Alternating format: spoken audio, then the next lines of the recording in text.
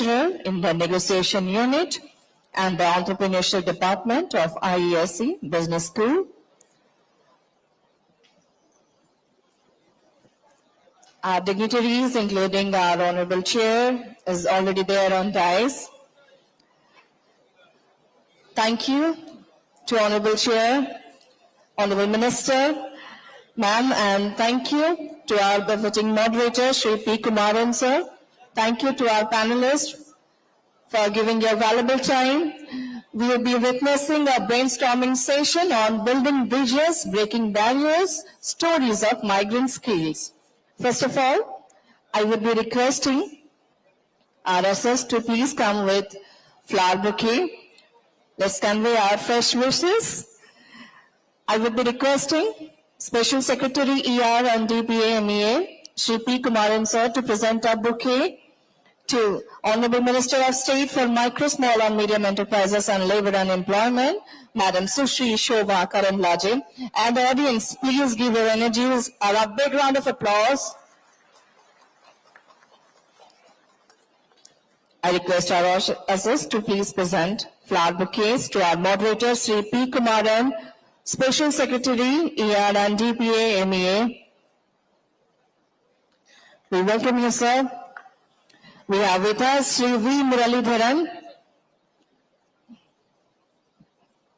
Can we expect some energy, some participation, audience throughout the session? This is just the beginning. Mr. Ashok Mago.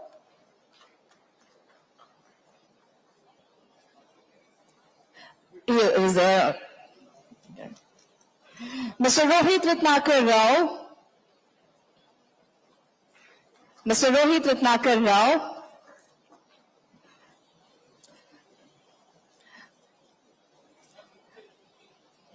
We welcome you to Pravasi Bharatiya Divas 2025 18th edition, Day 2, First Plenary.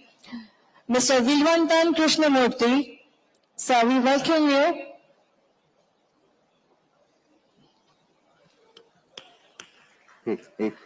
Mr. Sapnendra Mohanty.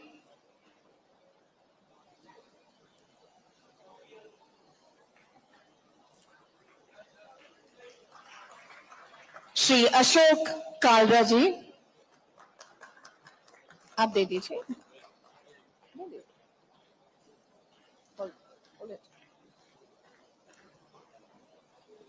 And last but not the least, Mr. Kandat Mehta.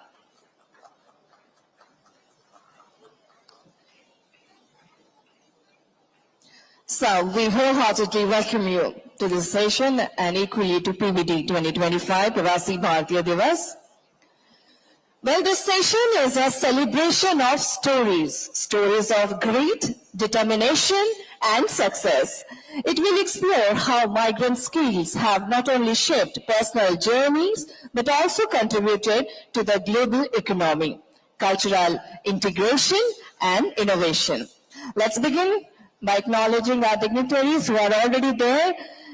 Let me take you through the profile of our chair. To chair this important discussion, we are honored to have Madam Sushri Shobha Karamlaje, Honorable Minister of State for Micro, Small and Medium Enterprises and Labor and Employment. Madam plays a pivotal role in advancing India's socio-economic growth. Known for her dedication and pragmatic approach, she is committed to empower the workforce, enhancing entrepreneurship and supporting sustainable development in line with the vision of Viksit Bharat. Madam Minister, your vision inspires us and we eagerly await your opening remarks.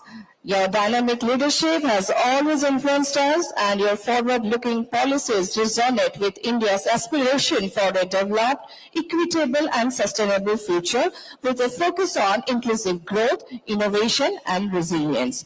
Through her stewardship, the dual focus on MSMEs and labor reforms is set to make a transformative impact on India's journey towards Viksit Bharat. Ma'am, I request you to please share your opening remarks with a big round of applause from our audience.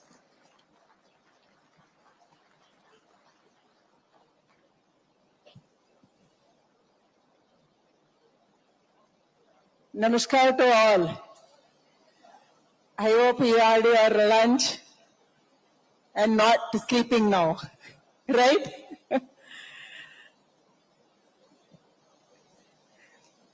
Respected panelists, respected delegates from different countries, media friends, आप सबको देख के मुझे बहुत अच्छा लगा. Happy to see you all. Happy to speak you all. मुझे लग रहा है आज सुबह का प्रधानमंत्री जी का कार्यक्रम, उसका भाषण हम सबको प्रेरणा दिया है, प्रेरणा मिला है. Friends, you are the brand ambassadors of our country in foreign land. You are the ambassadors for yoga. Many of you are ambassadors for Ayurveda. You are the ambassador for our culture, our handicrafts,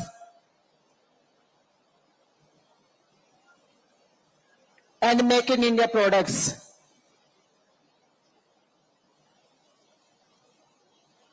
Today our topic is breaking the barriers and the stories of migrant skills.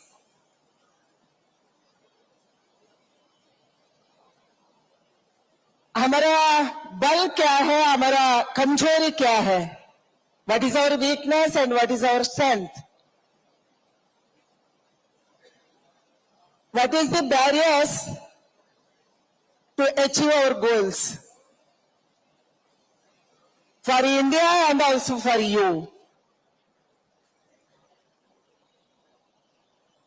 Indian diaspora in many countries, in all the countries, is a vibrant community. मैं आप सबको बधाई देती हूँ, धन्यवाद देती हूँ. सुबह प्रधानमंत्री जी ने बात रखे है. आपके कारण, आपका प्यार के कारण हमारे प्रधानमंत्री को आप अपने देश में दिए हुए रिसेप्शन के कारण, आपका यूनिटी के कारण भारत का प्रधानमंत्री जी को पूरा विश्व में इज्जत मिला, गौरव मिला. ये हमारा बहुत बड़ा पिछले 10 साल में हमारे देश को फायदा हुआ.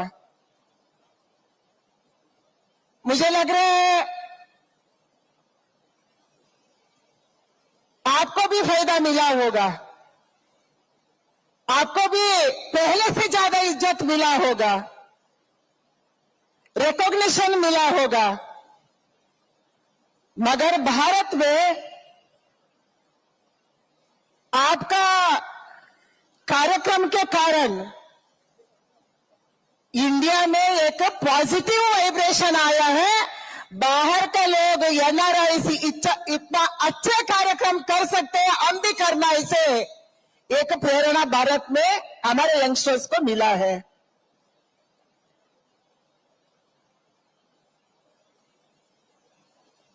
भारत में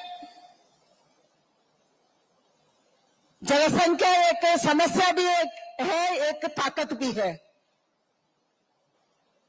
We are speaking about skills and we are speaking about the workforce. Bharat का वर्कफोर्स ज्यादा से ज्यादा अभी विदेश में है, अनस्किल्ड है. मुझे G20 ब्राजील में बहुत सारे देशवासी मिले, मिनिस्टर्स मिले. उन्होंने मुझे बोला, आप लेबर डिपार्टमेंट, एम्प्लॉयमेंट डिपार्टमेंट देखते हैं, आप लेबरर्स भेजना है तो स्किल्ड लेबरर्स को भेजिए, ट्रेनिंग करके भेजिए. इसी से लेबरर्स को भी फायदा होती है, ज्यादा सैलरी मिलता है, हमारा कंपनी को, हमारे देश को भी फायदा होता है ना, आपका देश को भी फायदा होता है। ऐसा बात को बहुत सारे देशवासी, भारत का अलग अलग देश का लेबर मिनिस्टर्स, एमएसएमई मिनिस्टर्स रखे हैं। Like world is need of skilled labourers, skilled workforce, professionals that can break the barriers of our workforce, our migrants. हमारे देश के जनसंख्या को हम कमजोरी नहीं समझना। मैं आपको विनती करती हूँ, आई रिक्वेस्टिंग यू, आप अपना देश में क्या कर सकते हैं वापस जाने के बाद? What you can do? Please list out what you want. You can develop business on that basis. आपको अच्छा वर्कफोर्स चाहिए, जरूर हमको बताइए। हमारा डिपार्टमेंट, लेबर डिपार्टमेंट में, स्किल डेवलपमेंट में, आरडीपीआर में, अर्बन डेवलपमेंट, अलग अलग डिपार्टमेंट में हम स्किल ट्रेनिंग दे रही है। We are training our people, young generation. We are reskilling them, we are upskilling them. आपको ऐसा लेबर फोर्स चाहिए तो जरूर हमको बता सकते हैं। हमारे देश का बहुत बड़ा हिस्सा है वो एग्रीकल्चर। एक कालखंड था हम बाहर से अनाज लाते थे।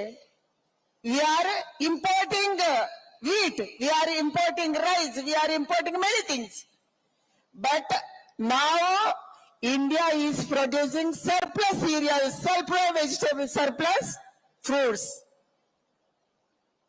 कोविड का संदर्भ में कौन कौन क्या क्या मांगा हम भेजे हैं। We exported cereals, we exported milk, we exported fruits, we exported vegetables for the needy countries, we exported pharmaceuticals, we exported vaccines. This is the strength of our country now. We got human resources, we got resources. So you can make use of that in your country where you stay. आप उसके हिसाब से business बना सकते हैं, उसको आप आगे कर सकते हैं। इसीलिए मैं मानती हूं हमारा पॉपुलेशन को हम ताकत में परिवर्तन करना, हमारा शक्ति से शक्ति परिवर्तन करना। बहुत सारे देश नर्सेस को मांग रहे हैं, हम उतना नर्सेस दे नहीं सकते। बहुत सारे देश टेक्नीशियंस को मांग रहे हैं, हम उतना एक्सपोर्ट नहीं कर सकते।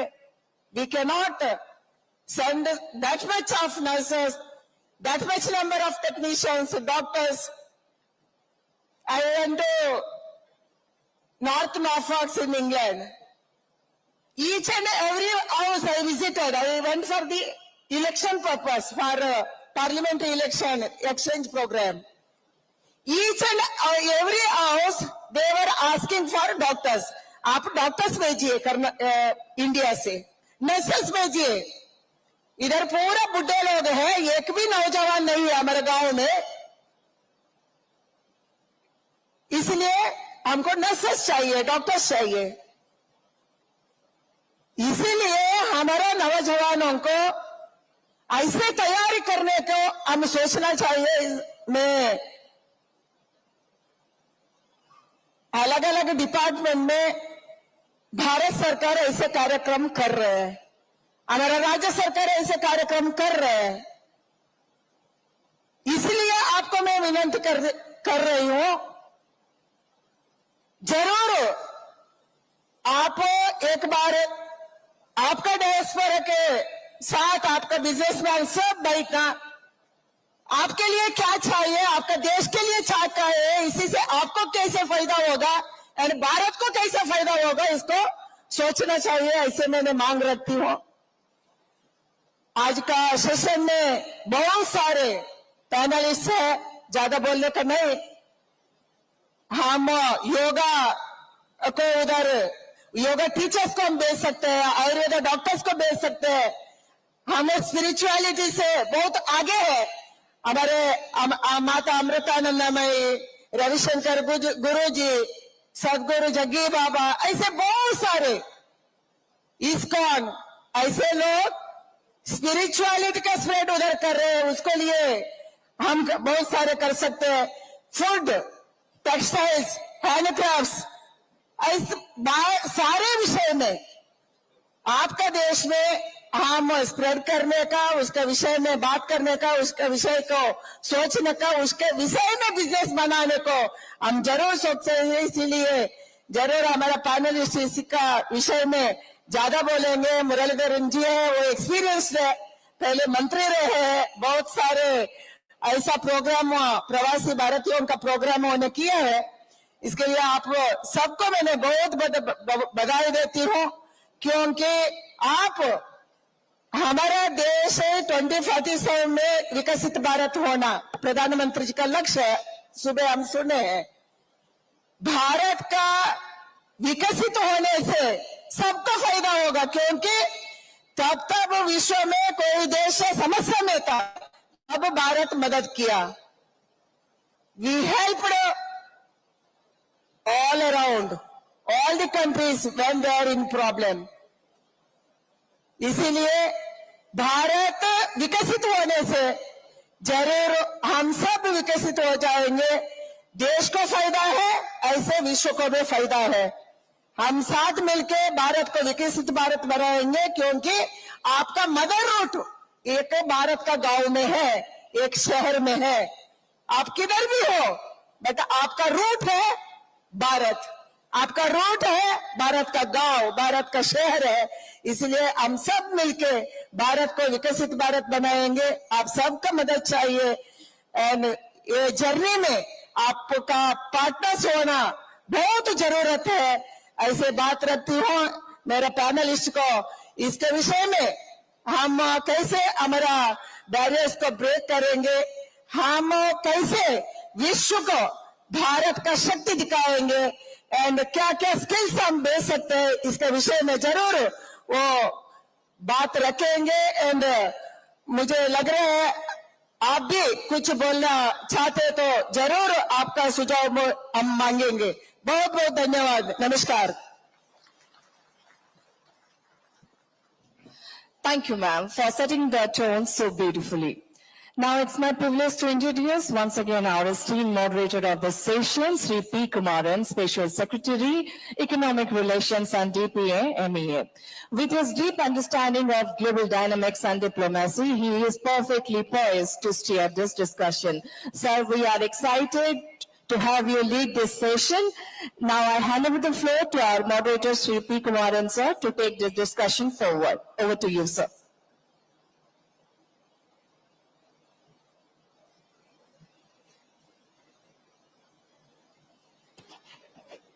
Thank you, Mominji. The way I plan to structure this panel discussion is to try and make a few general remarks in the beginning, and then I will, ask each of the panelists to try and speak for about 8 minutes, and then we open up further discussions to have a second round of opinions from the various panelists, and then towards the end, if we have time, we will try and take a few questions from the audience. So thank you, welcome, Madam Minister, Muralidharan sir, our former MOS from the Ministry of External Affairs, esteemed panelists from various parts of the world, welcome, and it's indeed a pleasure to moderate this discussion and to try and get a series of perspectives from the diaspora in various countries. Let me try and provide a brief background on migration and migrants in in general and the drivers that motivated migration over the years.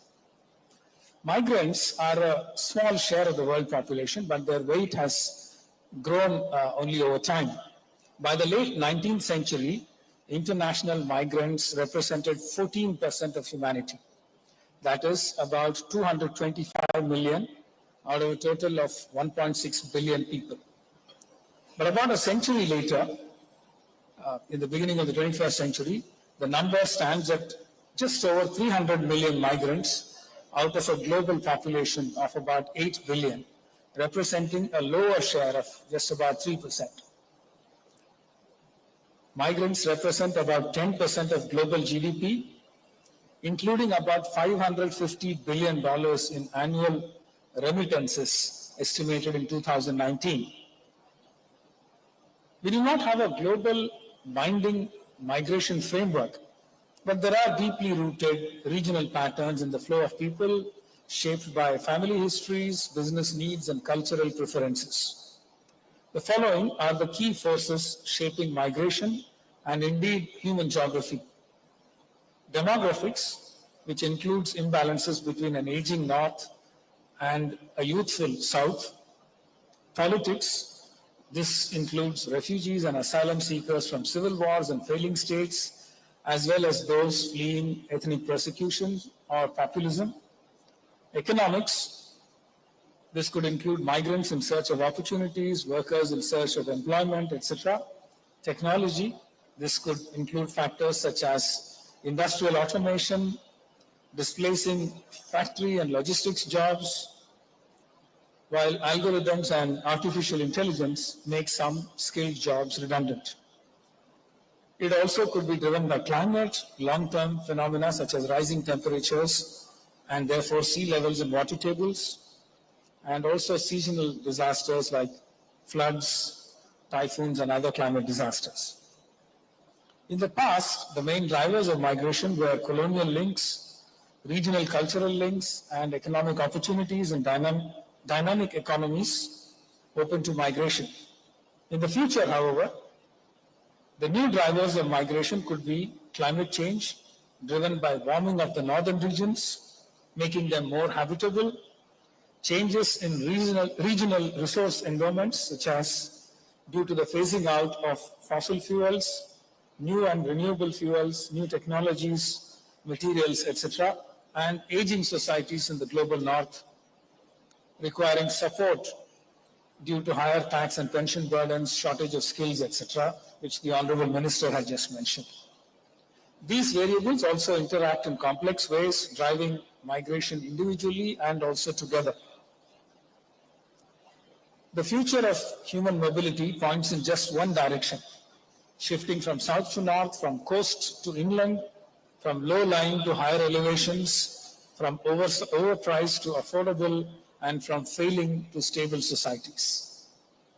The Indian diaspora is one of the largest in the world, estimated at 30 million, and they have transformed every part of the world they have touched, enhanced understanding of India, spread awareness of Indian culture, food, vegetarianism, arts, music, dance, yoga, and also enriched their host countries in addition to building bridges between the host countries and India. In many places, they are a model community given their grounding in India as a tolerant people brought up with a democratic ethos. Many countries have aging populations, as I just mentioned. India still has a youthful population and will benefit from a demographic dividend for about 25 years more at least. We have therefore been pursuing migration and mobility partnerships with as many countries as possible.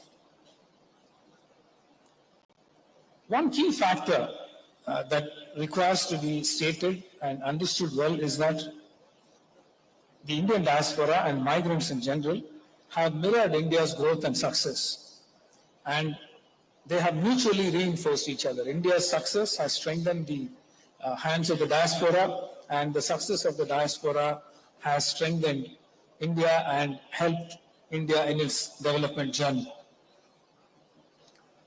We have a good cross-section of the Indian diaspora on this panel. Some of our panelists are known to me, Mr. Swapnendu Mohanty from Singapore was known to me during my posting in Singapore. Mr. Mago was known to me from my time in Washington. So I look forward to having a conversation with them and with the others. There has also been a trend towards increasing conservatism in global politics, one consequence of which is the retreat of globalization. This has been compounded by the effects of the pandemic, more geopolitical upheavals, and a surge in refugee populations, the slowdown of growth in most major economies, and also heightened national security concerns. All this has created temporary pressures from time to time against migration. So we will be discussing how all this is playing out in various countries where our panelists live. Let me start with Shri V. Muralidharan, former Minister of State at the Ministry of External Affairs. Sir, you have covered a wide variety of countries. You have visited Singapore during my time as High Commissioner. You have a deep understanding of the Indian community in the Middle East, given your own number of journeys and extensive personal connections. So I want to try and broadly request you to tell us about what makes Kerala tick in the Middle East and how the presence of Malayalis have increased over the years and how the composition of the Indian diaspora in the Middle East has changed over time. What changes do you foresee with increasing competition from other low-wage countries, automation, robotics, artificial intelligence, etc.? Should we be investing in any particular skills as part of our skill development programs? How do we provide better orientation for our workers before they go abroad for work? How can we reform our e-migrant system to unite the skilling ecosystem with the education ecosystem, with the domestic employment ecosystem and the foreign employment ecosystem? And also the challenges that you visualize as Indian communities become large. Our consular needs increase. We may have challenges relating to evacuating larger communities in the case of geopolitical challenges, and also unique, very rare difficulties such as COVID. So over to you, sir. Thank you very much.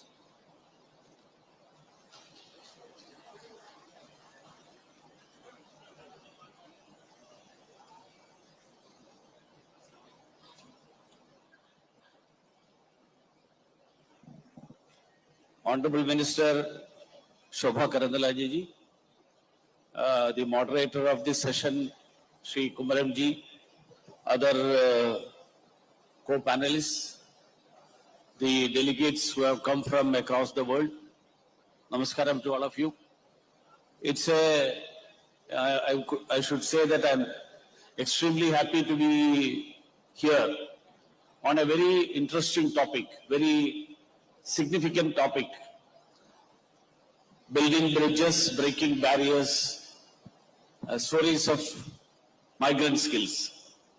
In fact, the idea of building bridges connects deeply with me because during the last 5 years till May, the 5 years I had the opportunity to visit almost 60 countries in the world, mostly of Middle East and Africa or the eastern part of India,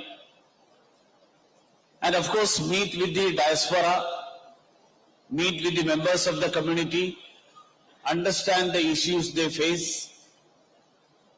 And I would also say that migration is not a new phenomenon. Migration is as old as human history. In fact, it is in the humanity's DNA to explore. There are two types of migrations as mentioned by the Honorable Minister as well as the moderator. One is a forced migration. Under compulsions, people seek asylum and then go elsewhere. That's one part of thing. I will not touch upon those issues. I would like to focus on the other migration, which is basically what I mentioned, to explore new avenues, to search for better opportunities. That is the migration which is benefiting everyone. As Honorable Minister mentioned, it benefits the individual, it benefits the country from where the migration happens, it benefits the country from where the migrant goes. And as of now, India has the largest diaspora of 32 million people living across the globe. And the Prime Minister, our Prime Minister Honorable Narendra Modi ji, he always mention about India's unique strength. That is diaspora, that is demography, democracy and diversity.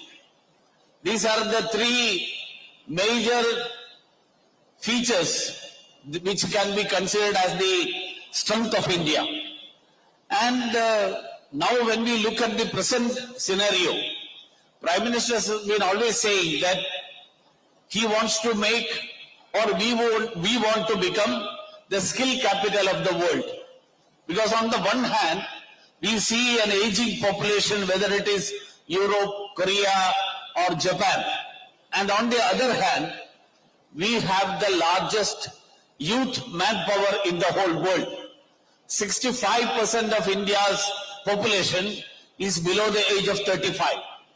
So naturally in the coming years, we have a very, very large opportunity with us.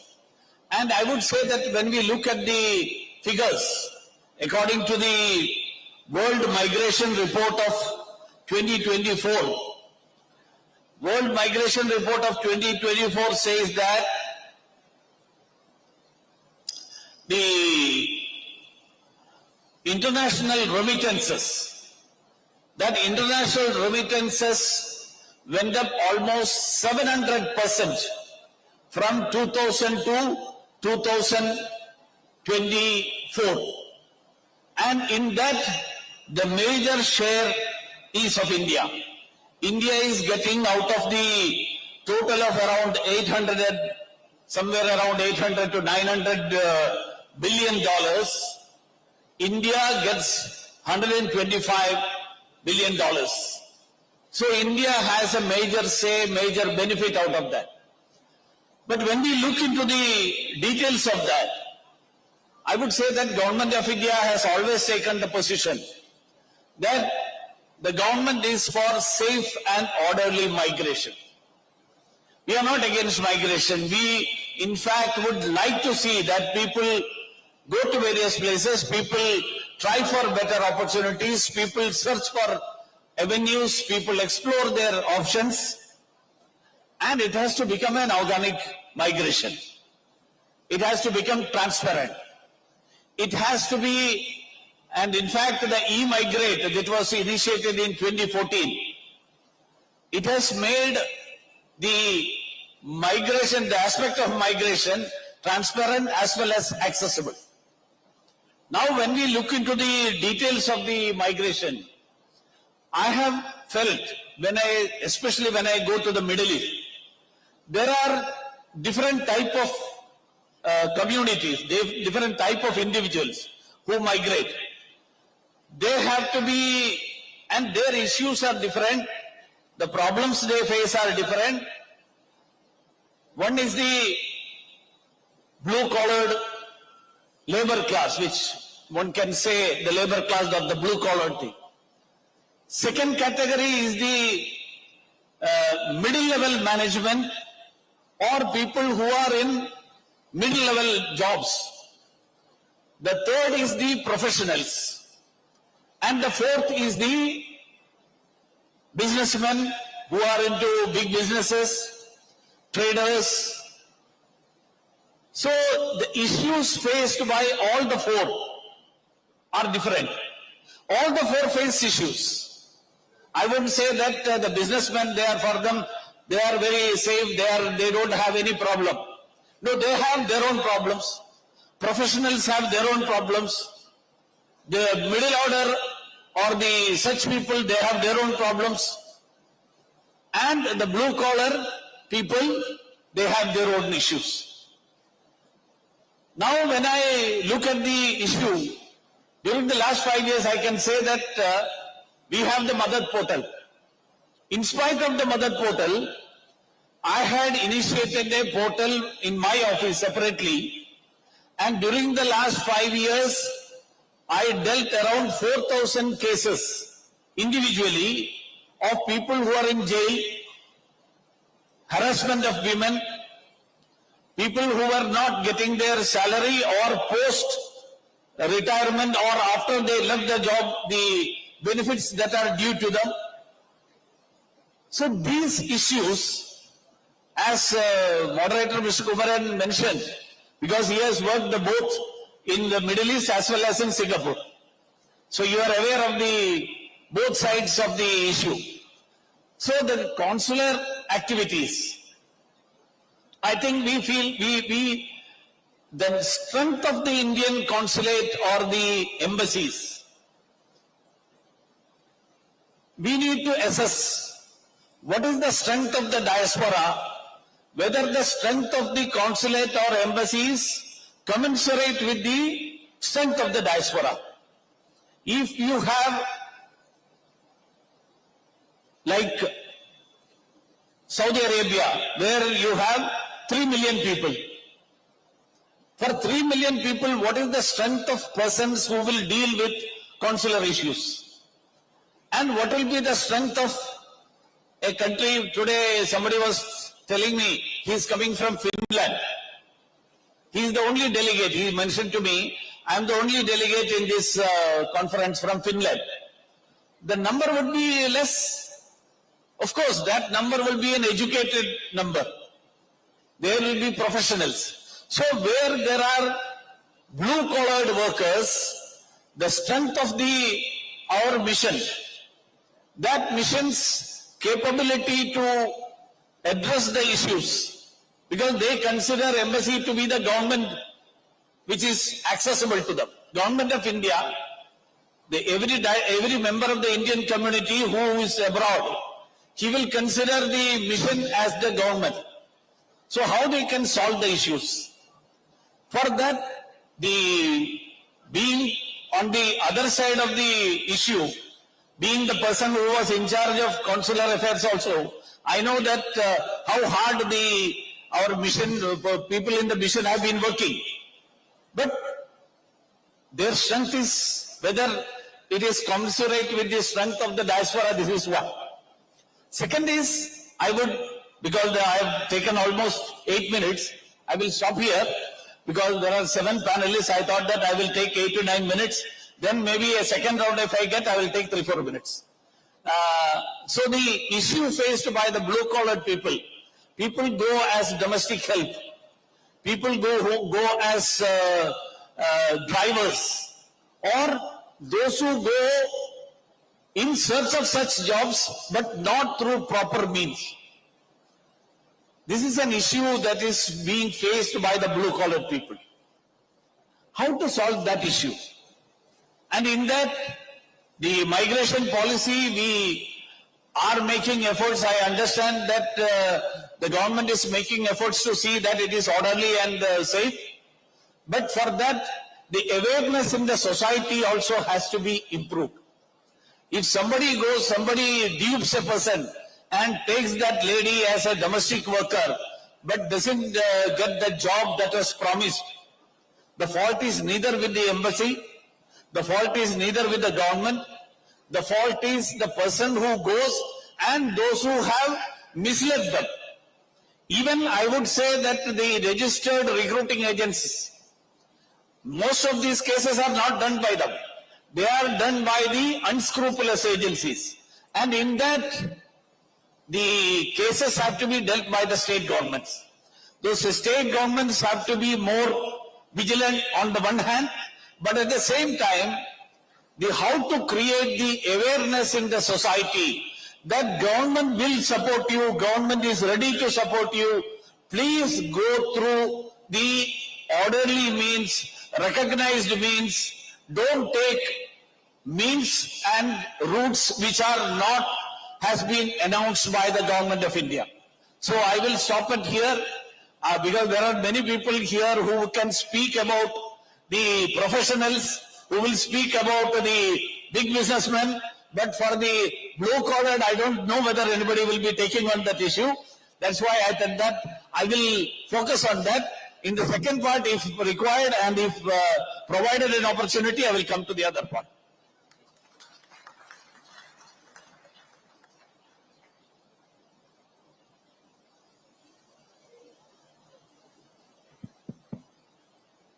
Thank you, sir. We will now move on to Mr. Ashok Mago, Chairman and CEO, Mago and Associates. One second. Mr. Ashok Mago is a Pravasi Bharatiya Samman Award awardee in the past. He is also a Padma Shri.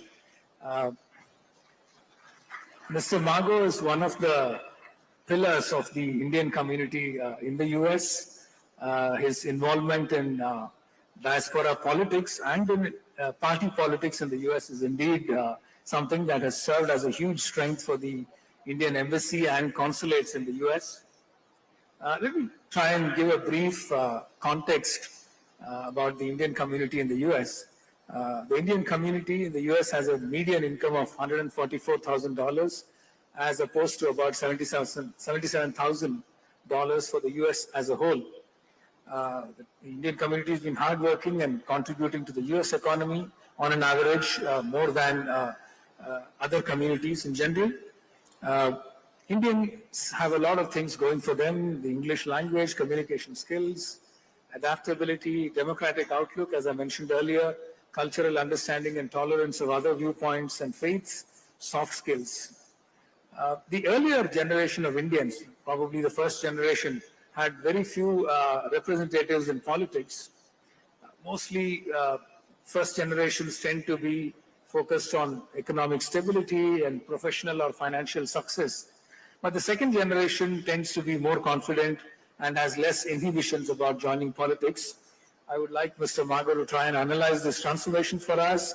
Please also share with us the extensive coordination done during the Indo-US nuclear deal days, how the Indian community in Texas has changed over the years, how you have helped our consulates and embassies strengthen contacts with politicians in Texas, your work in the Texas Chamber of Commerce, and also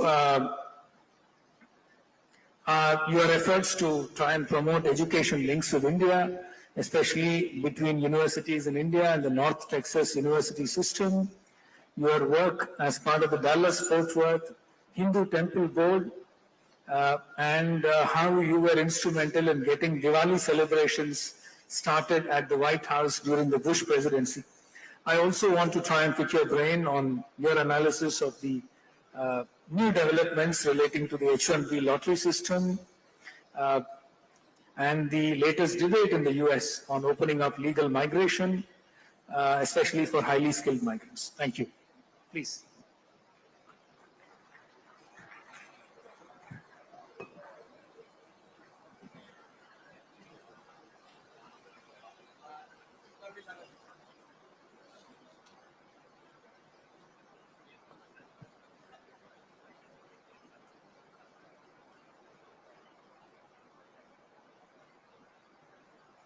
Thank you, Special Secretary Mr. Kumran. Honorable Minister Ms. Shobha,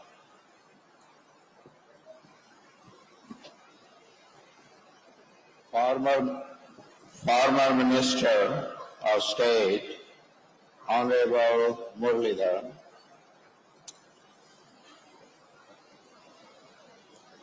I would just like to share with you my journey of 50 years in one city in USA called Dallas.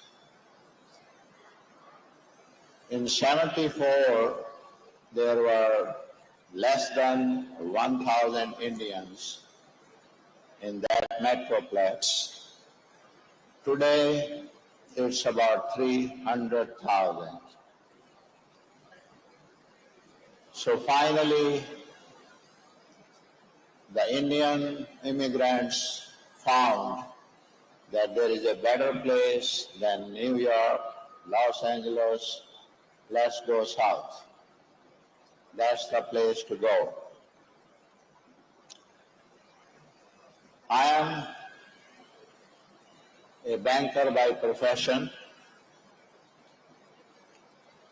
Did banking for about 5 years in US. Then found out I don't have any future in banking. Moved into the real estate business. Did real well.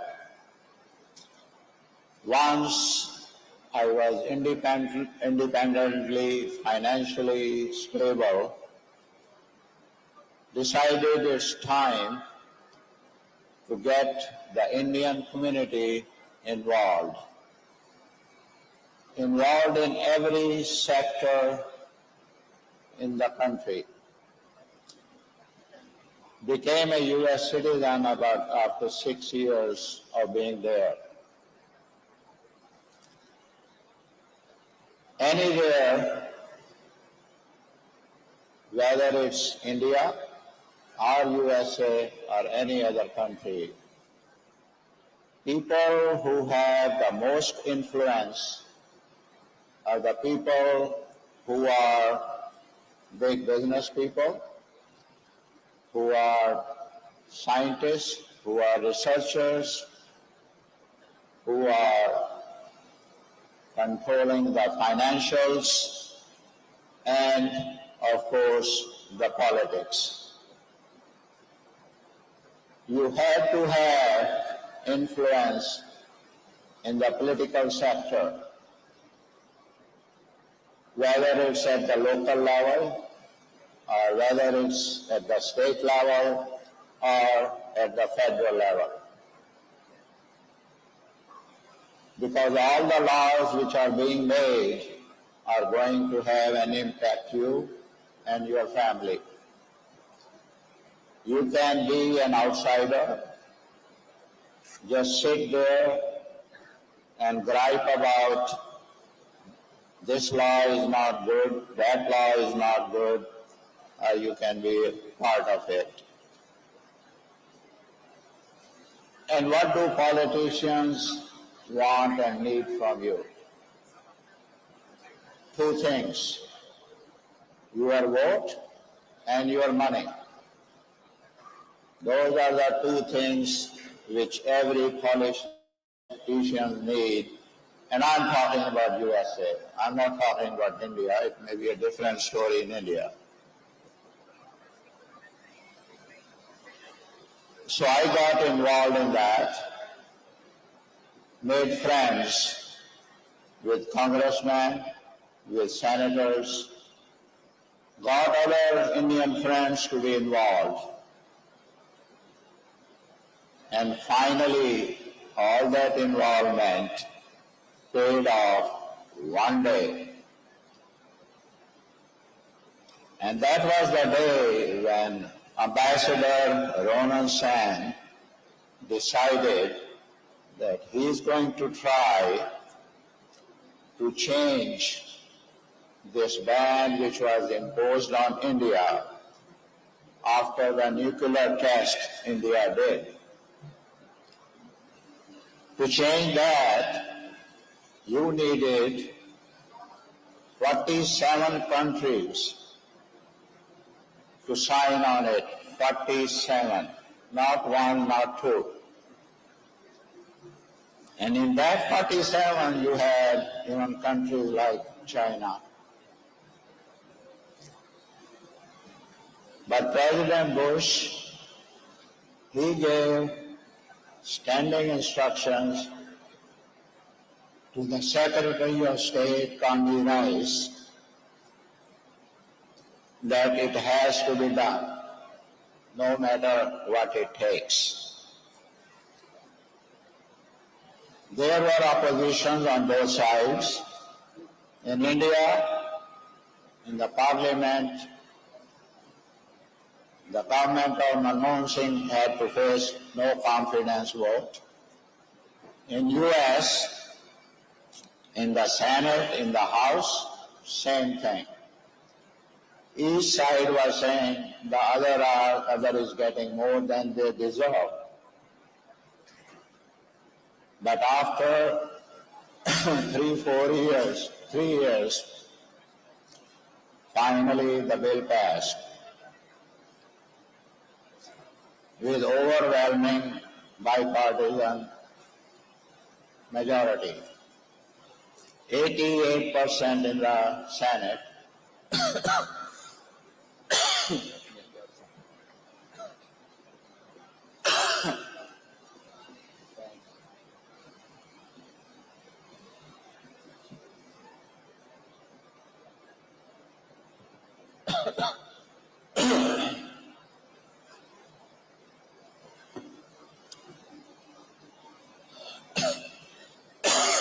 excuse me.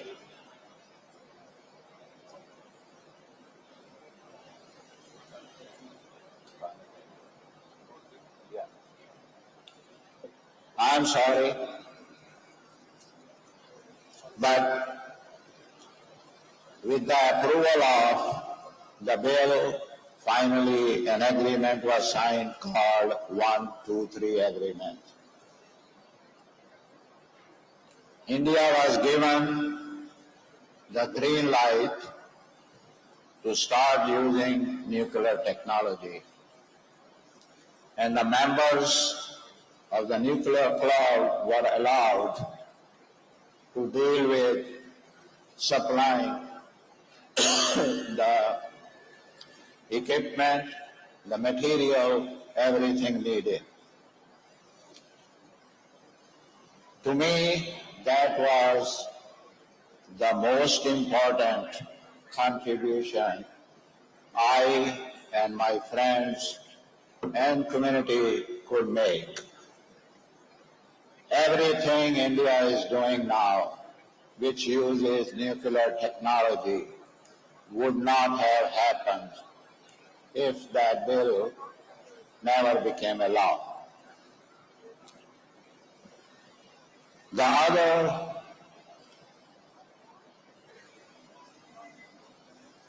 community's involvement, the other action, what it did was to create a Friends of India caucus in the US Senate. India is the only country which has that kind of caucus. It was a bipartisan effort. Senator John Cornyn and his wife, accompanied by me and my wife and my son, we spent 1 week in India.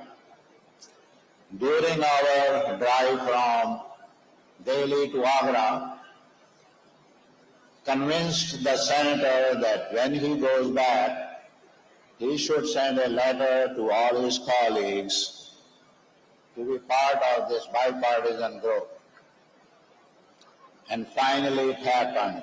On the last day of Ambassador Man Singh's tenure, a caucus was created.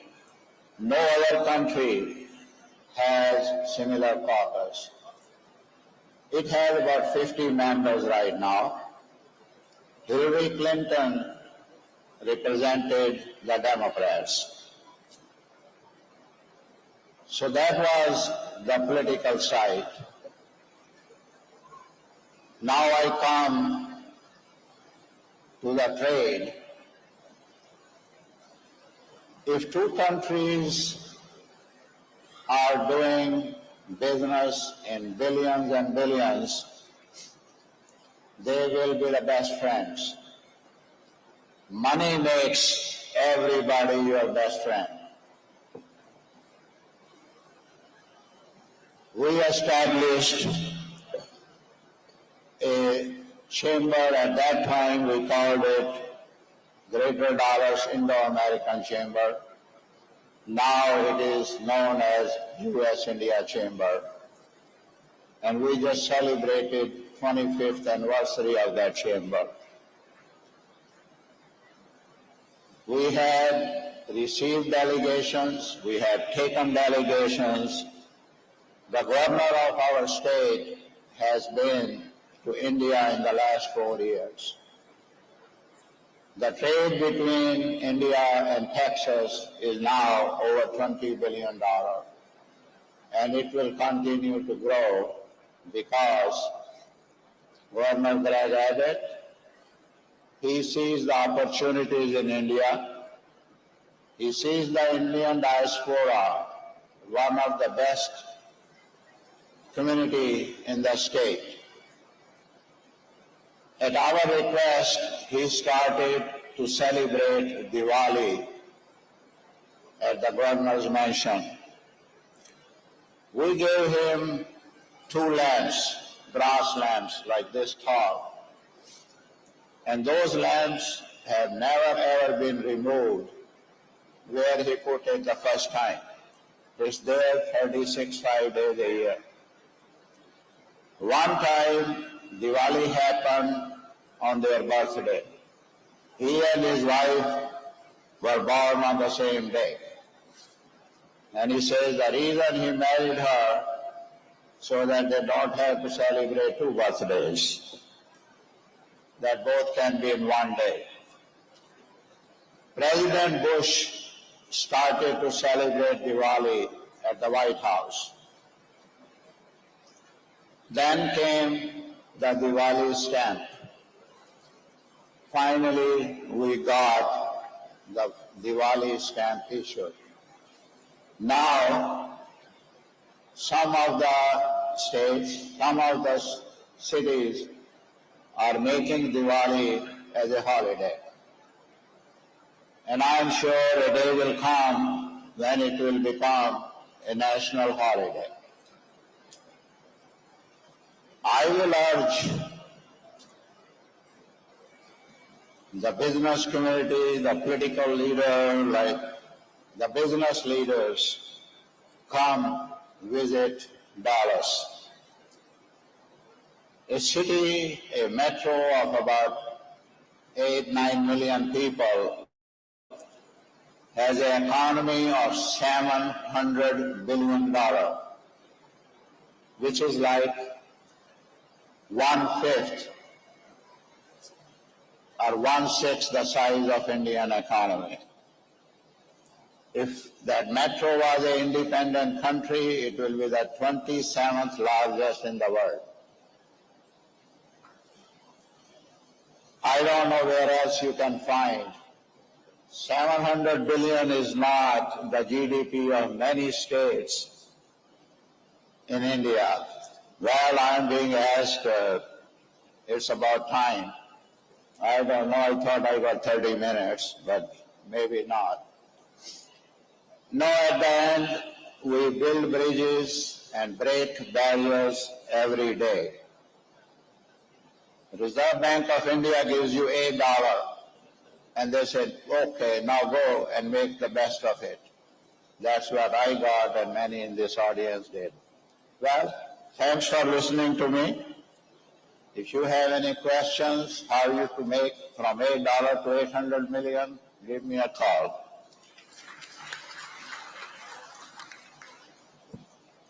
Thank you, Mr. Magro. We'll come back to you in the second round if you have some points that you missed out on.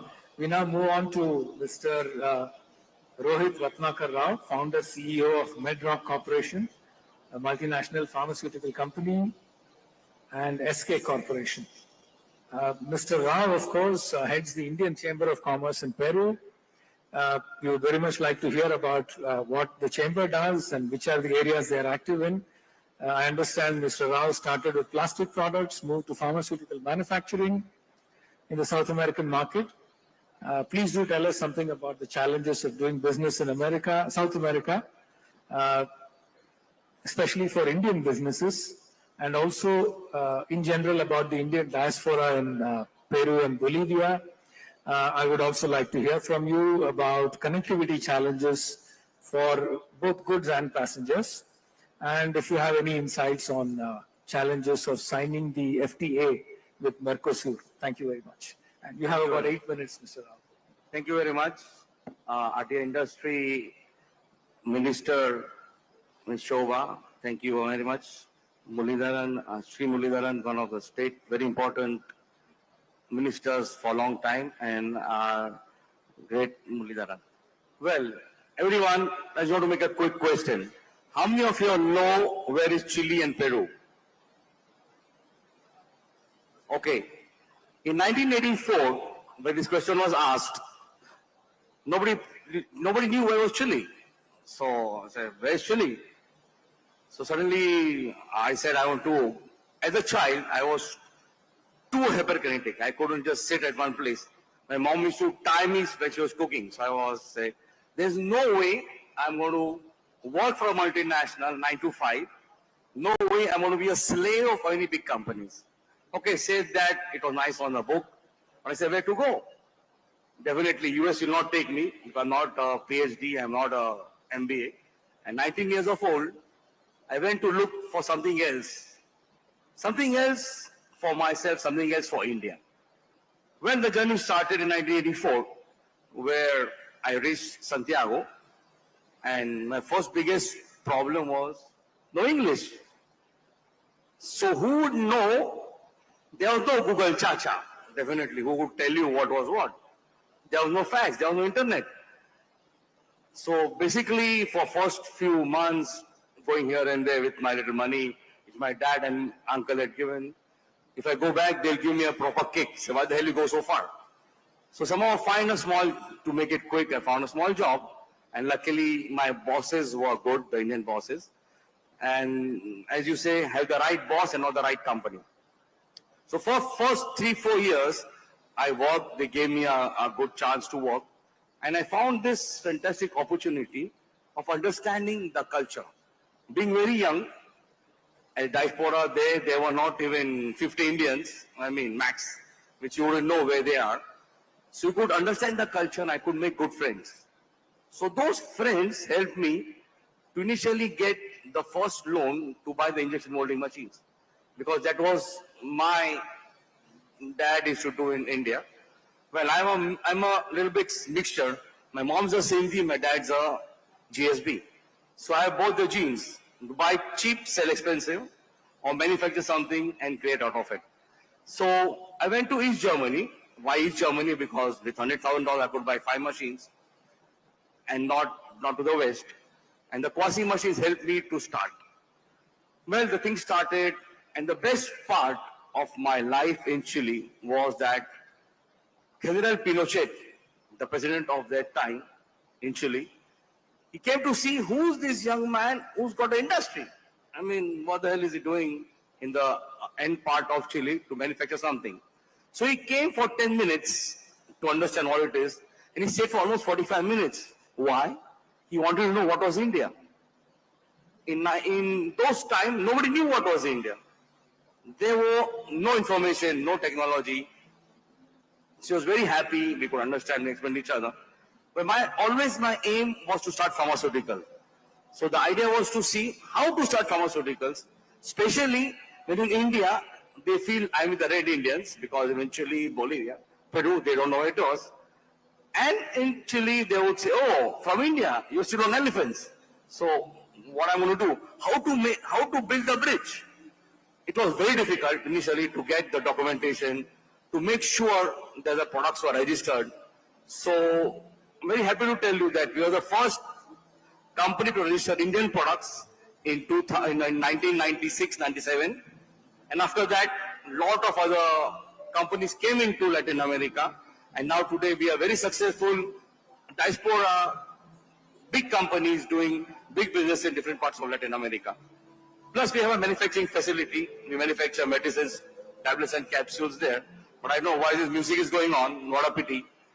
So anyway, hope they have cut the music. So the Indian pharmaceutical today has really grown very big. I'm very happy to say that we're the first ones to start a tablet registration in these countries. Today, starting from Brazil to Mexico, the trade is huge. We are the first ones to plunge into to put a manufacturing plant.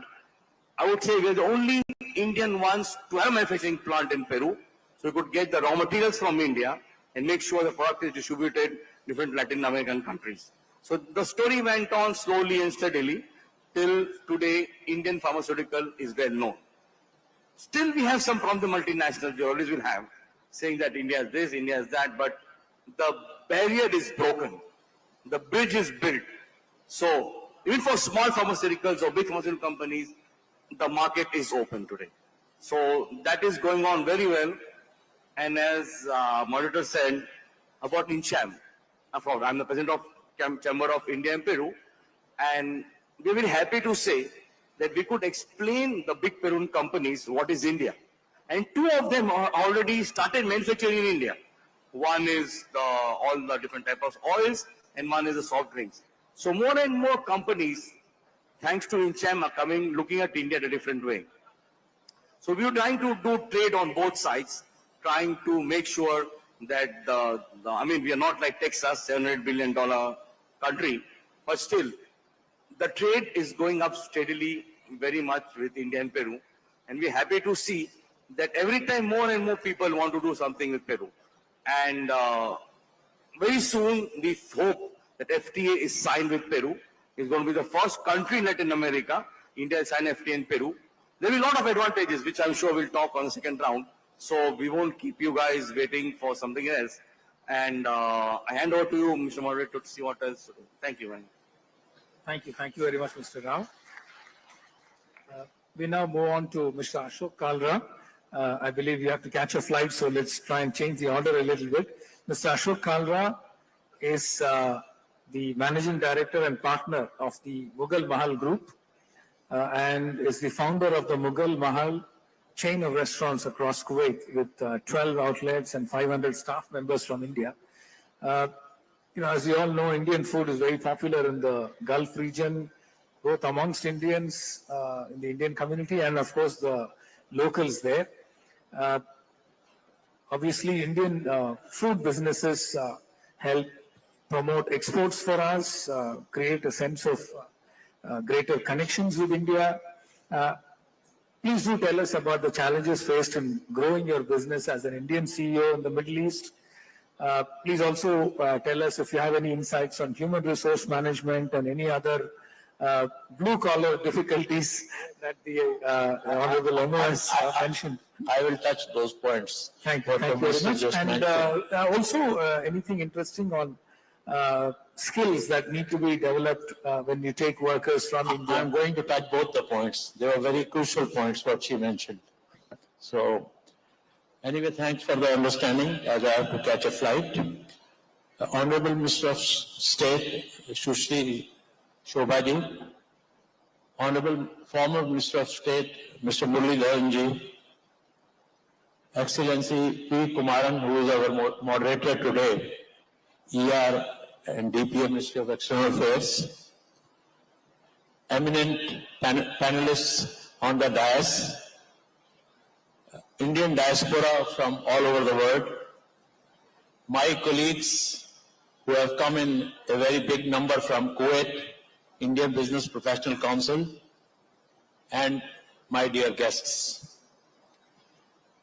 Let me tell you, as a member of the vast global Indian diaspora for nearly almost 5 decades, I consider it an honor to be a part of the country's vibrant migrant story. The multi-million strong Indian diaspora, as you all know, is the largest and most widely spread diaspora in the world.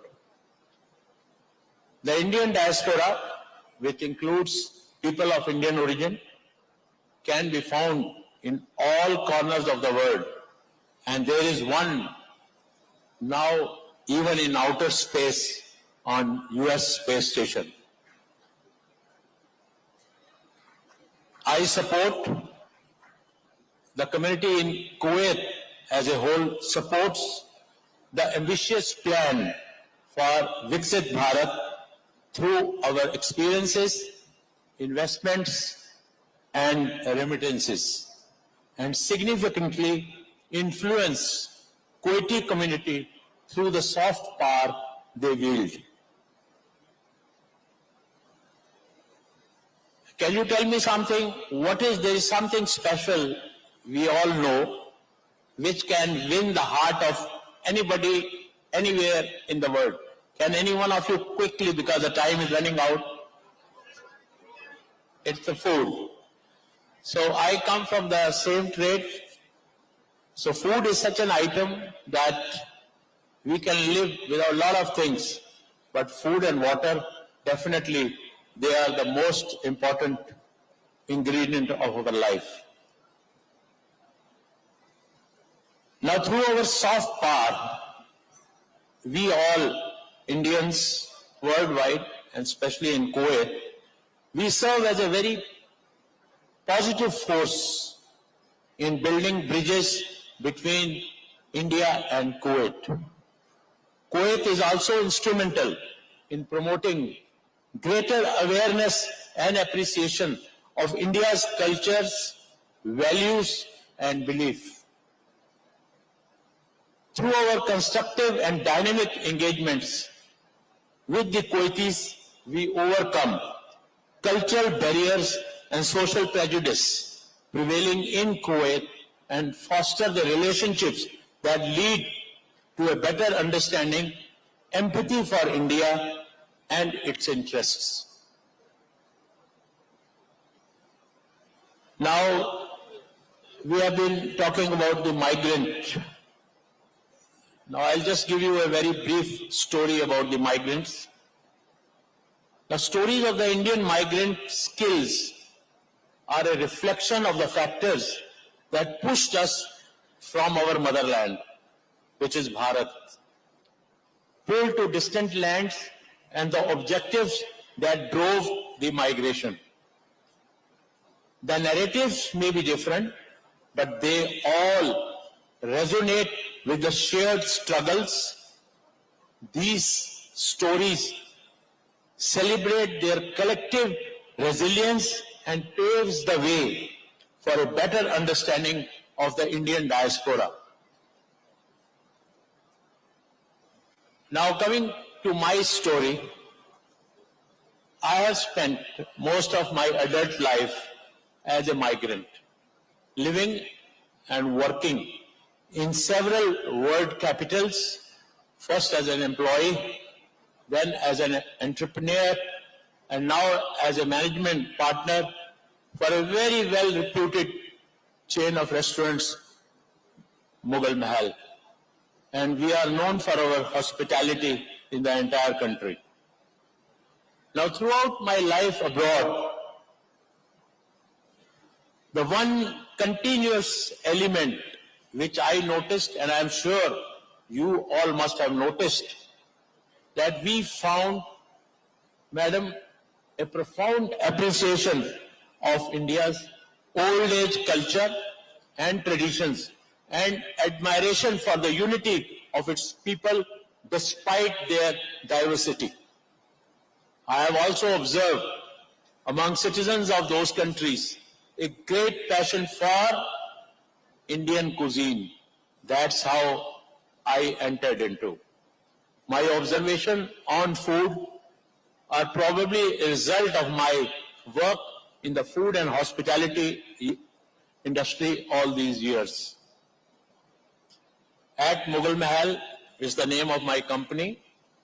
My partners and I, along with a dedicated team, the entire team is from India, selected from different states of India, have spent almost 4 decades building this chain that is synonymous with the best Indian cuisine in Kuwait.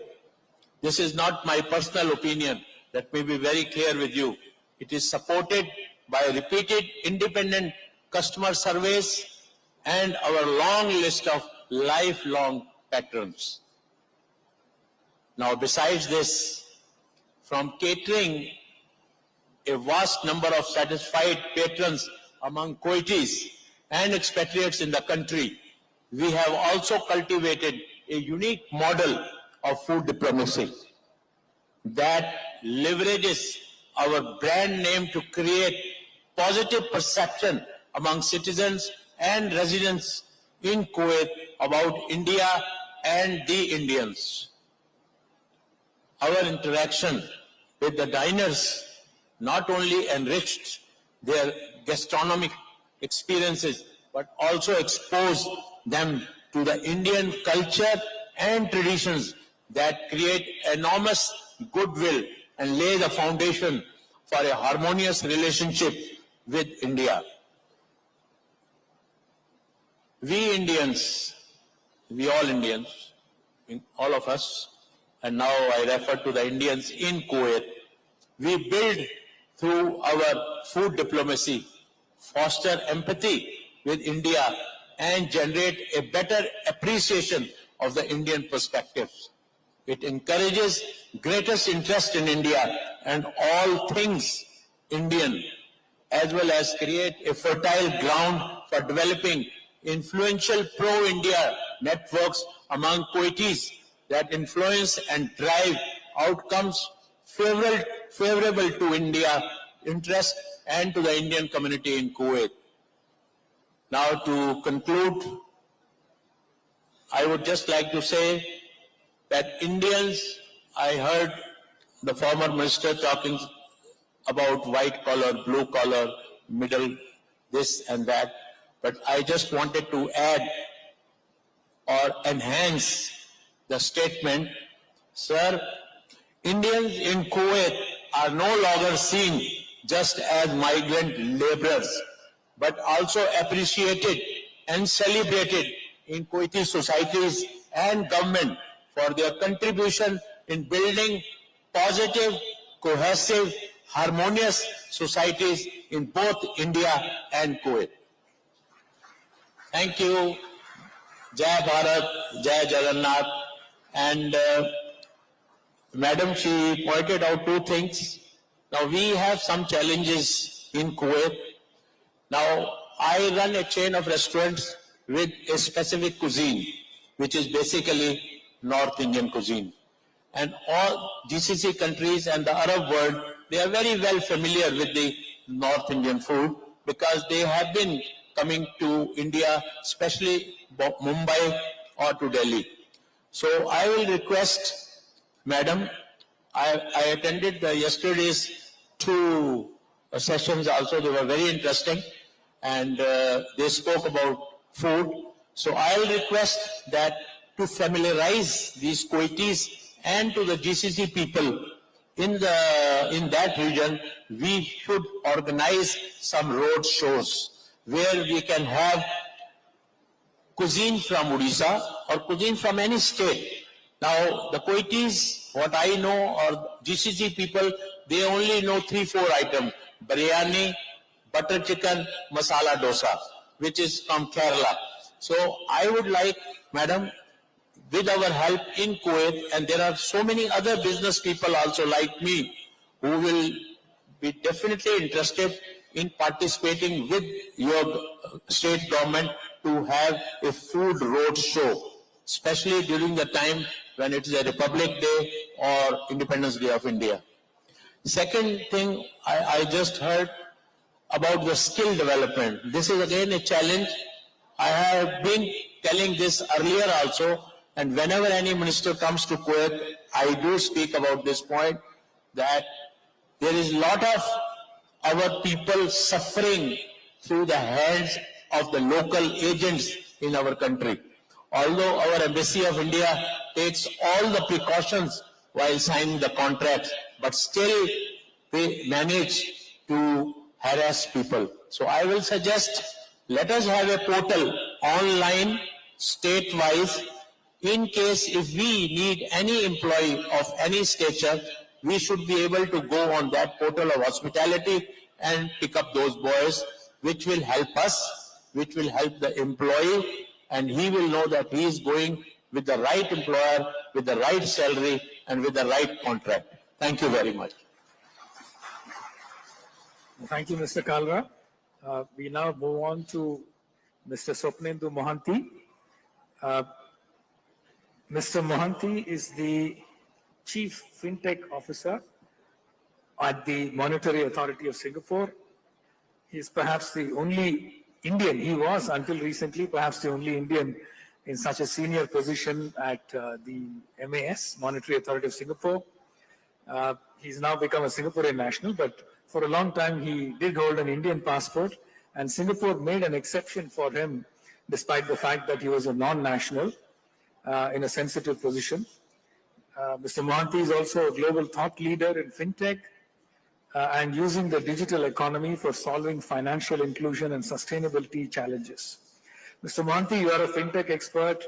I'm going to ask you about the prospects for fintech as a skill set to be developed amongst our youngsters as the digitalization of the economy gets deeper.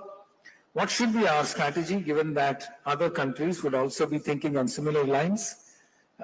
We also wanted to pick your brains on your analysis of opportunities for India and Singapore to collaborate in fintech, digital public infrastructure and in sustainability, and also in central bank digital currencies. Thank you. Thank you, Mr. Kumaran.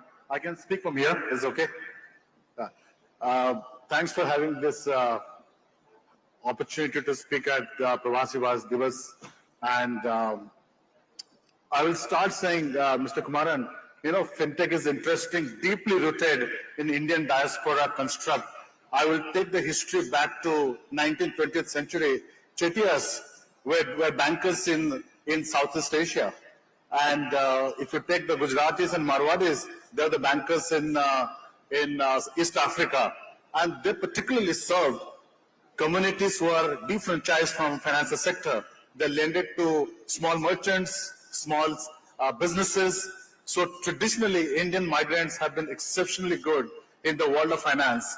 Now the question is, what happened when software came in? It's also an interesting point that software is also a deep part of India's diaspora. We are also good in software. So bringing the Indian deep-rooted DNA of good in software, good in finance, it became a perfect storm for Indians to dominate fintech space. No wonder today, if you look at the global fintech community, almost more than 20 unicorns are in India, close to $90 billion of market cap. So India truly has developed a remarkable fintech capacity. Now, I always say that will India succeed in future in this space? I think there's a structural limitation of the world which will make India as an unstoppable leader in this space. Because if you take roughly, there are 30 million programmers globally. And out of 30 million programmers, 12 million are Indians. And other 10 million are Chinese and rest of the world.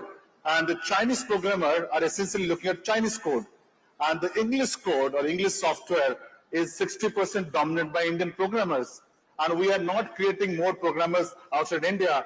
India continues to dominate that space by getting more programmers. So from a fintech standpoint, India will continue to dominate. I have a strong belief that if one sector where Indian diaspora will continue to shine in a big way will be the fintech space.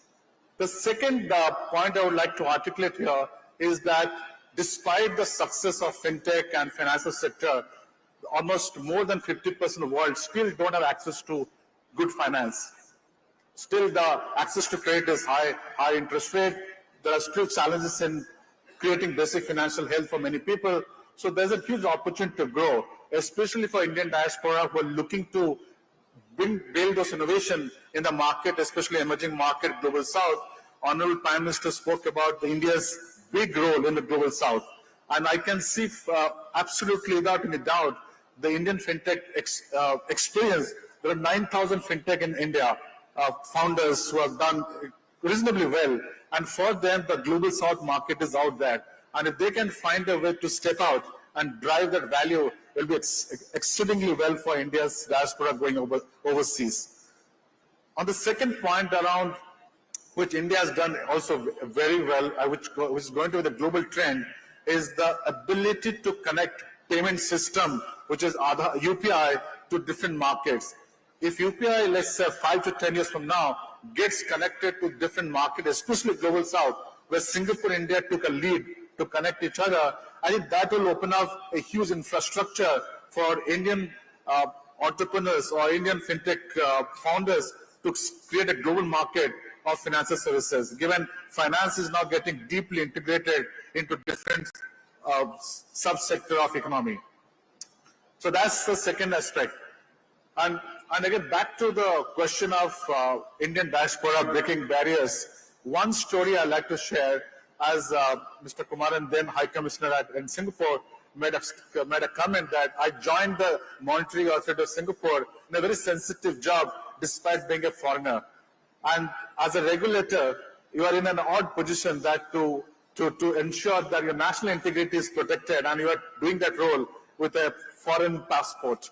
And that drives an extra responsibility as a migrant worker out there to be responsible, trusted by a foreign country to give that sensitive responsibility to me.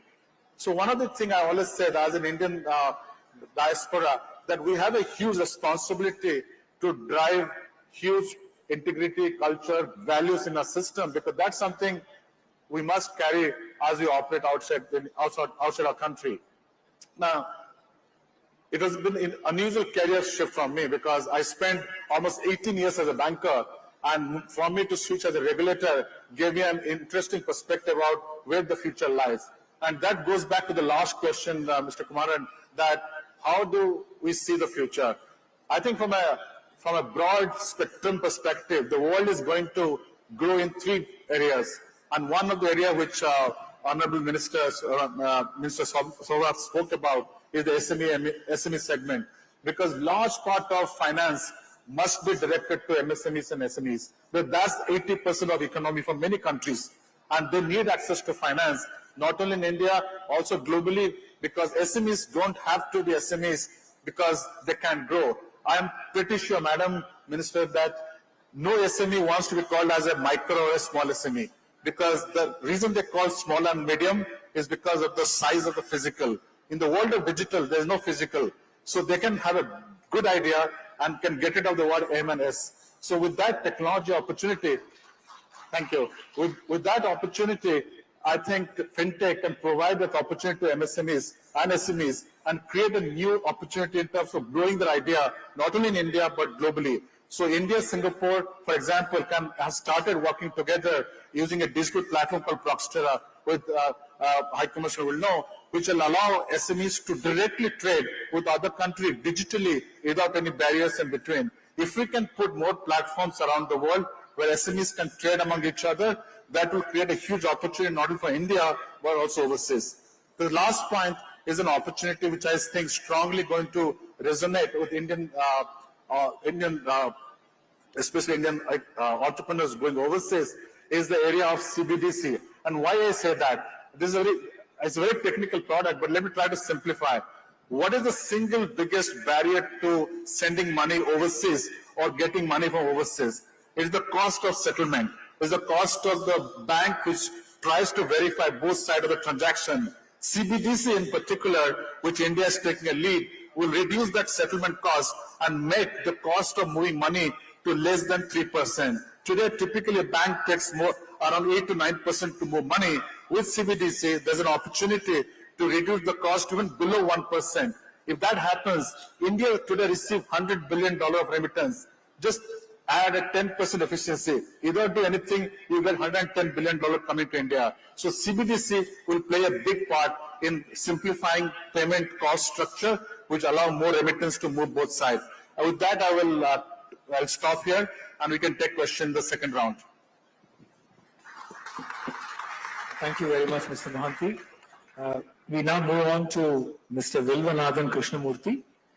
He's a dedicated and experienced social worker and cultural leader in Germany with extensive professional background in welding technology, and he's also been very active in a number of social services for the Indian community in Berlin. Mr. Krishnamurthy, I want to try and ask for your analysis on both welding technology and other technologies that India can possibly contribute to in Germany in terms of sending in skilled workers, what kind of training they will require, what kind of issues Indian migrants face in Germany based on what you have come across in your own experience. And please also tell us something about your experience in managing Berlin's Hindu Temple and South Asia Counseling Center. Over to you, Mr. Krishnamurthy. Thank you, sir. First of all, with your permissions, Bharata Kendra Sarkarada Rajya Sachive Karnataka Ratna Madam Shobha Avargale Namaskara.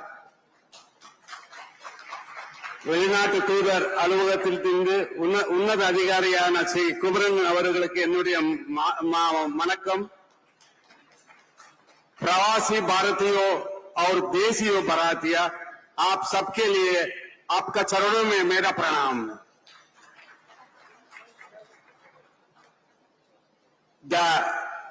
The skilled immigrants is having a historical place in the German history, because in the 18th century, lot of missionaries came to India and they developed our classical languages of Indian languages, and also someone who came also moderate the Malayalam language. The Germans has taken all the script of which has written in Palmblatt, now is been preserved in German. It was the time when German came to India and helping. Now the time has been changed. We are helping to the German society now, because before 10 years, the Indian skilled immigrants were very less. It approximately was 60,000 people. Thanks to our Prime Minister who take in charge and who take into mutual understanding between the German government and the Indian government, now they are sending a lot of students to the German to study there. Now we are having more than 37,000 students are studying. In the next 2 years, as per the German Chancellor, the Prime Minister is telling, there will be more than 90,000 students will be there. So you can imagine German needs. In 2030, there will be a 3 million retirement will be there in the skilled work place. So they need a skilled workers. Now they are having an idea, giving a chances to study there and keep the students there for their continuation of the skilled worker. So now the Germans is looking after our India in other eye. Before, if any our prime ministers come to the German, they are showing in the television only about 30 seconds. Now they are showing the live, because that has been brought from Mr. Modi ji from India to the German. But he shows Indians are talented, Indians are well studied, and even we are working into the local government of Germans. They are asking us how the Indian children are so intelligent, why not German children? The German children only will be passed the pre-university about 30%, the Indian students, Indian children passing about 99%. You can imagine how the talented of our children. So we must encourage them to bring a modified and talented. Now the German key post all are with Indian guys. You can go anywhere in the software companies. Example, the Volkswagen, the Mercedes and the Audi company, which now they are developing more and more with an AI technology to the car driving without the drivers parking the cars. So you can imagine these all are done from our Indian engineers. Thanks to the Prime Minister who encouraged our youngsters to come to the Germany and develop the technology there and utilize to become more and more. Because in 2030, if the 3 million jobless is going, because everybody retired means they are looking for that workers really who can work there. There are some barriers also there. I will come to the next. I will give to the other person. Thank you. Thank you very much, Mr. Krishnamurthy. Last but not the least, thank you for your patience, Mr. Mehta. Mr. Mehta is a very multi-talented person. He's a professor who teaches negotiation and entrepreneurship, Department of IESC Business School. He teaches for MBA classes, and he's also an award-winning actor. It can't be more diverse than that in terms of the spectrum. Mr. Mehta, please do tell us about the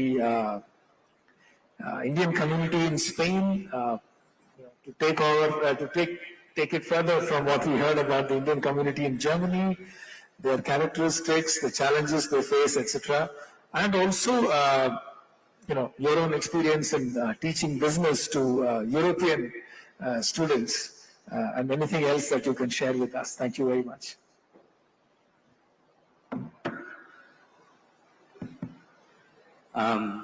Good afternoon, Madam Minister, Honorable ex-minister. We met in Madrid a couple of years ago, Mr. Kumaran, and all the dignitaries on the dais, all the friends here.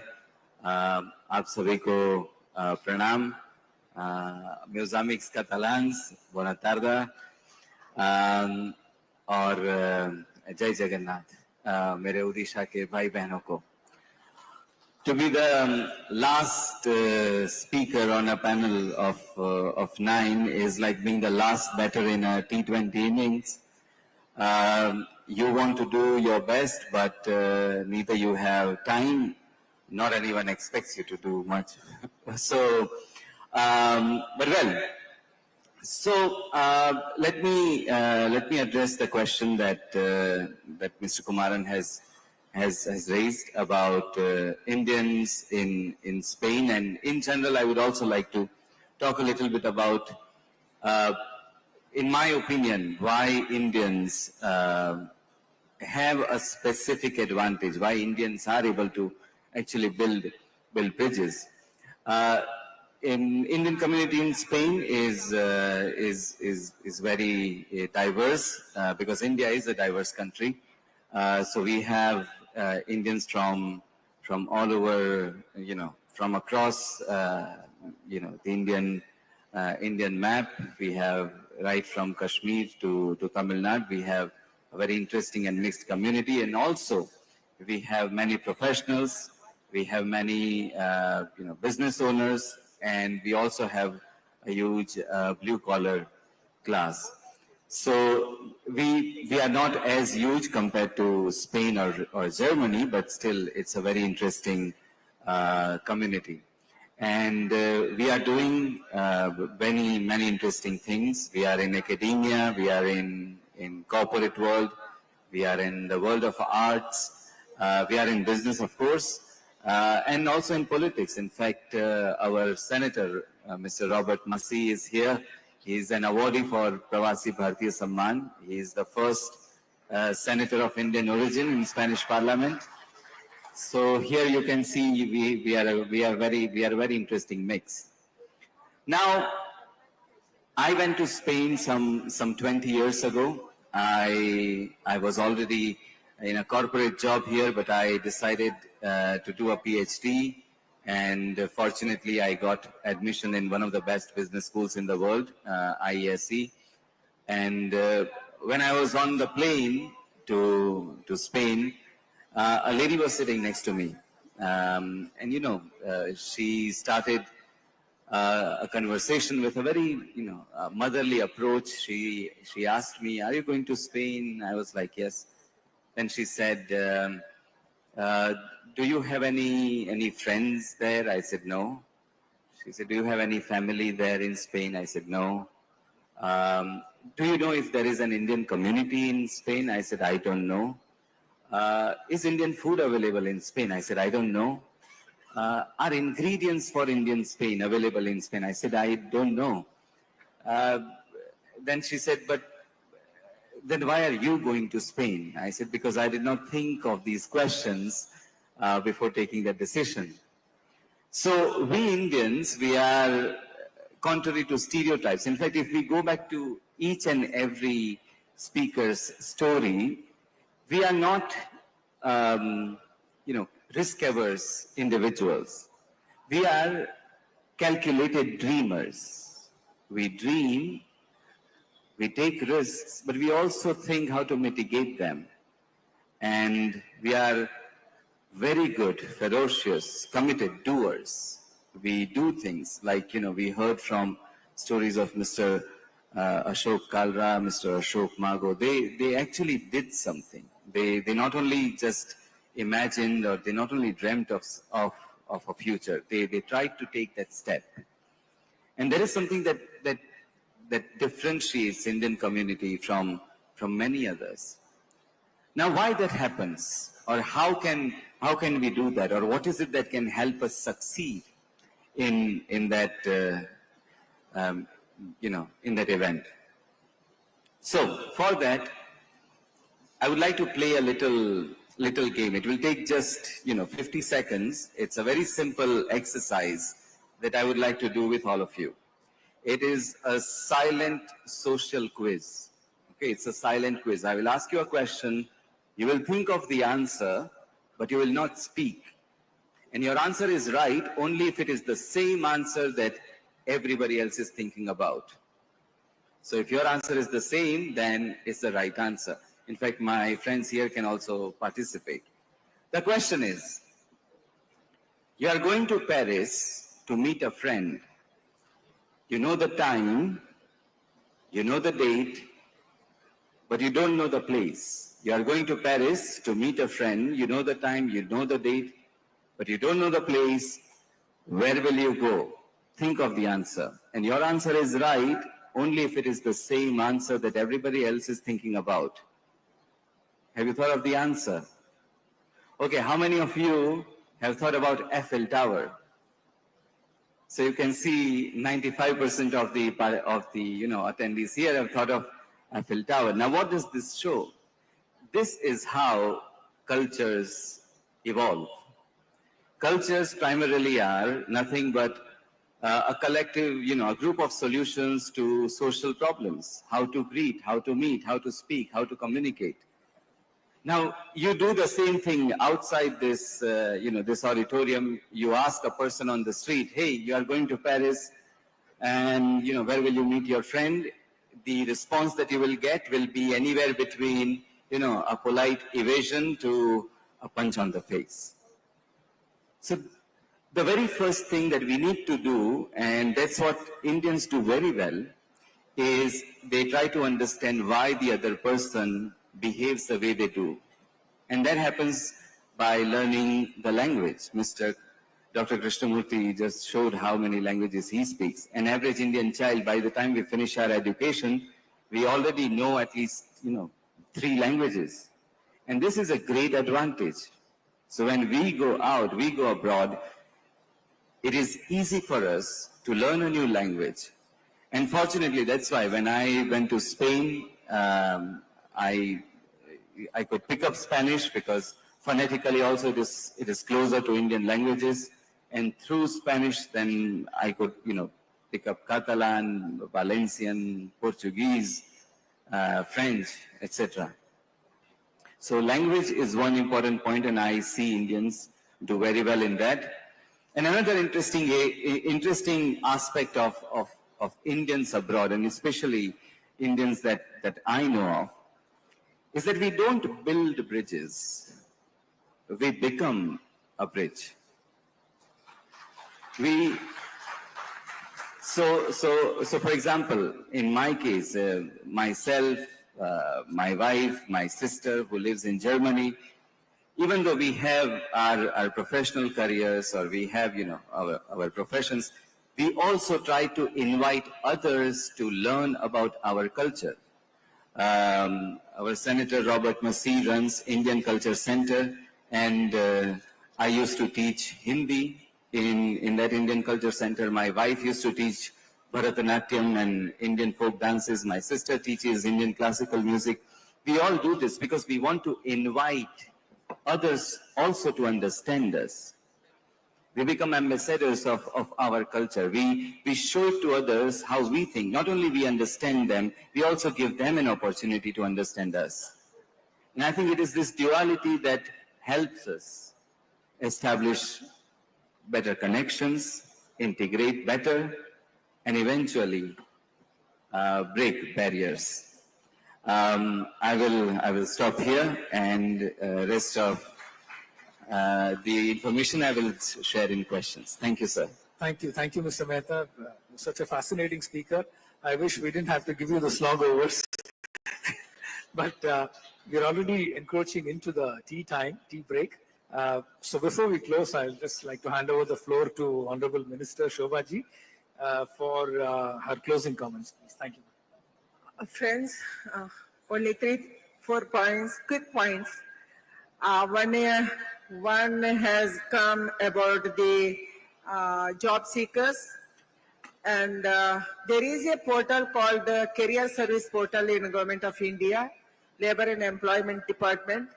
Every time we can see 1 crore posting there, like 1 crore job seekers, and even employees are posting their jobs there. That is the Government of India portal. You can visit anytime there.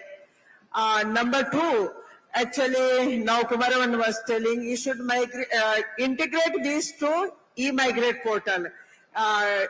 Surely we will do in the future, because Indian job providers, foreign job providers can post their jobs there, and also the Indian job seekers can also visit the portal there.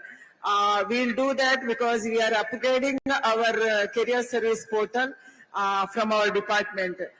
Number 2, the fake companies. About the fake companies, also Government of India taken already. We have taken decision. We are displaying the registered companies who are providing the jobs, and taking people workforce to foreign land. That also displayed in the website and portals. Jarur aap sab, you all please visit our portals, the portals which are there in Labour and Employment Department, in MSMEs, and also skill development, and also Niti Aayog and External Affairs Department.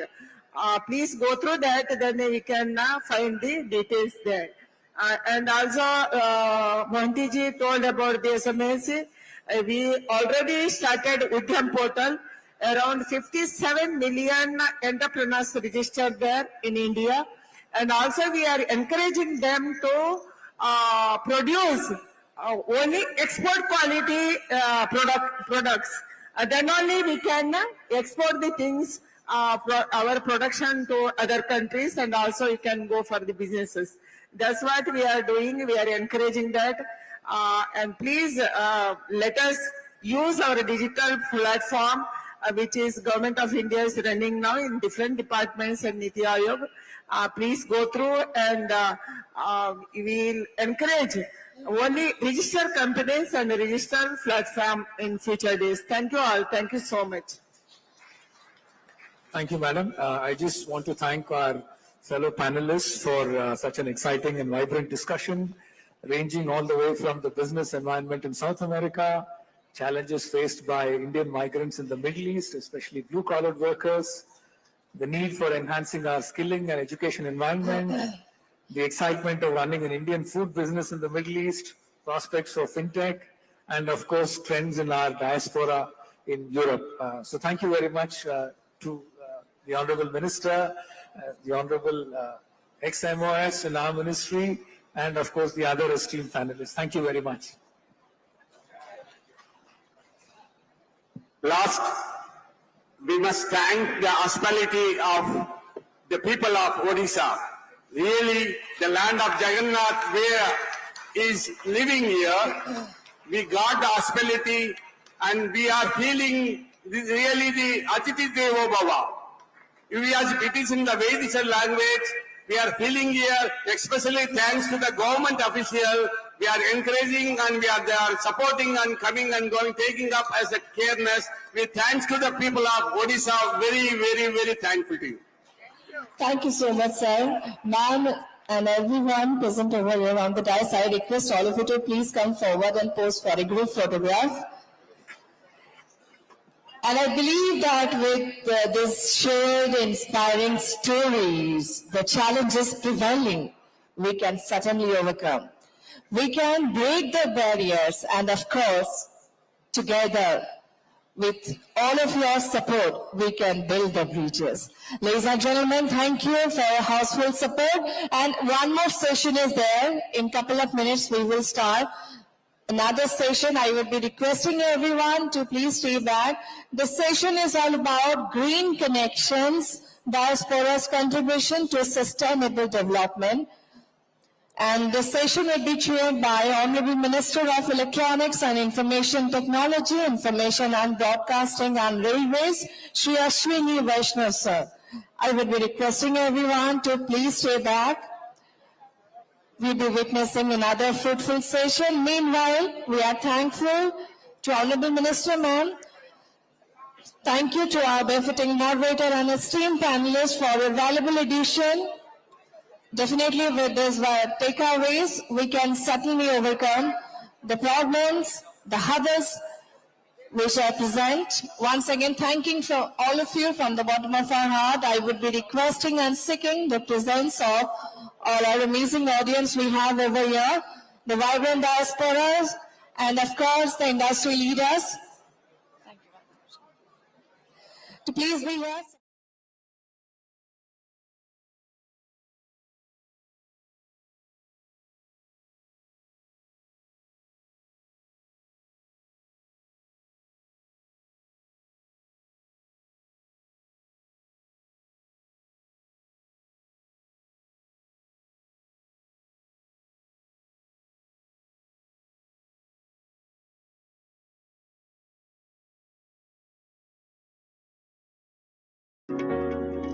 Do you want to make a great impression on your customers?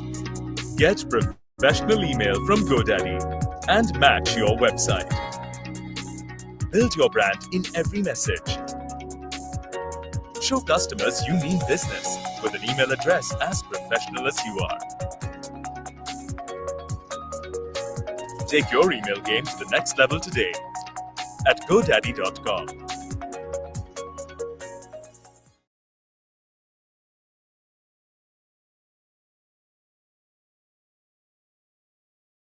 All our gods and goddesses are shown with weapons in their hands.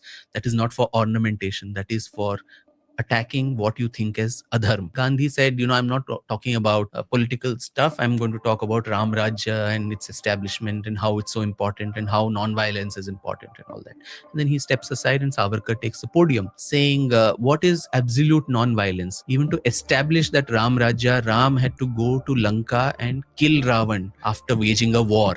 He didn't go there and sit on Satyagraha saying, give Sita back. And he said, okay, chalo, I'll give her back to you. And even in the Gita, it's your duty, your dharmic duty to kill the person if that person is on the side of adharma. So you feel all of this having Mahatma Gandhi on the currency, right? It's largely because of political gain. On Figuring Out, we talk about future and how can you build a better tomorrow to achieve all your dreams. But you cannot build a better tomorrow if you don't understand your past, if you don't understand the history of where you come from. That's why in today's episode, we have the historian Dr. Vikram Sampath to talk about the history which we have not learnt in school. We've talked about the ideology of Veer Savarkar versus Gandhiji, why there's focus on just Mughal empires, not on any other empire, why in India we've always been taught about history of Delhi, not about the southern region, not about the northeastern region. Why there's always focus on British empires and India losing in every battle. We have tried to uncover these lessons from the past